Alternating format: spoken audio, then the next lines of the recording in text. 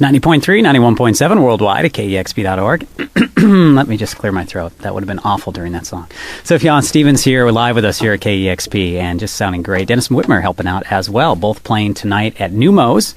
And Joanna Newsom on that bill as well, correct? That's correct. It's one hell of a bill people should go see this evening. Thank you again for coming up this early morning hour. It was very funny because in the booth back there, you can actually, you have to listen to make sure everything's working all right, right? So I checked in, and it's right when I heard you say, "Tell John I'm a bigger deal." That was I turned it, and right as I turned it, I hear this, "Yeah, I heard John's a big deal up here." "Well, tell him I'm a bigger deal." I'm like, sweet. Why did I not put that on the air? I'm like, that is so awesome. So, just so you know, I was listening the entire time. That's terrible. He was swearing about me, calling me names. No, wasn't sure at all. But now no band is ever going to talk when they're warming up there. That's so great.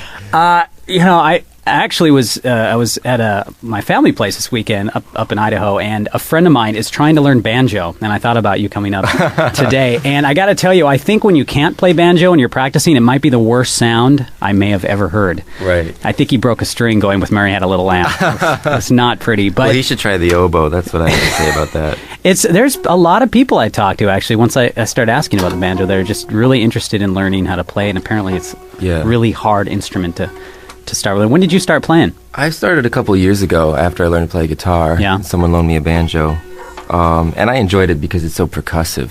Yeah. And it is a little bit clumsy, but I enjoy kind of the strange intonations that it has. Yeah, it has. I mean, on the new album, it just brings out a lot of different sounds, and it's beautiful. And then you start noticing it in other releases and bigger releases. I noticed it in like a Chemical Brothers song, and I noticed it in some electronica and some other things. And you just start to notice that there's a lot of banjo in there. Right. So if you ever, you can be a session banjo player if anything else. Yeah, that would be great. I got a bunch of emails from your fans. Are just rabid. Like, we've been playing. It's one of my favorite records of the year. First off, so I just love it. Seven Swans is beautiful, and a lot of people responding to it every time we play it. I actually had people writing in all morning. We're pretty excited about you being up here. A lot from New York. In fact, somebody said they were with you on a long trip to D.C. from Hope College. Oh, really? A Jen Dorn and a Jody McFarlane. Oh, yeah. Like, we were in the car with them.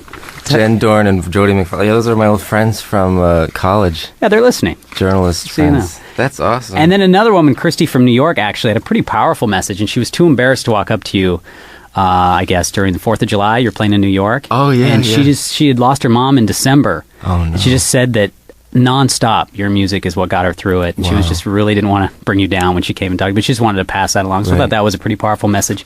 So it must just blow your mind to hear your music. You write songs, you record it, and then it has this kind of meaning for people. Right. Is that beyond what you expect when you make music, and is it something? Oh, yeah, certainly. Because when you write it in isolation, and it's just kind of your own thing. And then once it's released to the public and you can share it, and it becomes kind of a social thing. Then it's, the effects are, pretty tremendous. But I don't control it. I don't have any idea, how it affects people. Sure. So it's just as much of a mystery to me, and it's a pretty exciting mystery. So, do you think the more you get response from people, you think that would affect any of your songwriting, or when you were to go in later and think, what? No, I don't think so. I mean, I think I'm more conscious of an audience generally when I'm writing a song now, because I have an audience, perhaps. But in terms of the writing process and what goes into it, what fuels it, what motivates it, it's always the same. So you have Dennis and Whitmer up here with you, and it's always good to see Dennis. He's been up on the show a few times. It's been so long I didn't even recognize you when I walked in. Yeah, it's good to have you here. It's good to be back. And when did you start? You're touring a little bit. I know you're doing a few shows with Sufjan. Is this you two playing together? Something happens on stage? Is this going to happen tonight, or?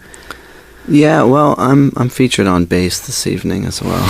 It's my bass, my debut as a bass player. But taking a risk on Dennis. Yeah. You've handed him the banjo too, right? Hopefully, this isn't his debut. Now I'm a debut on my banjo as well.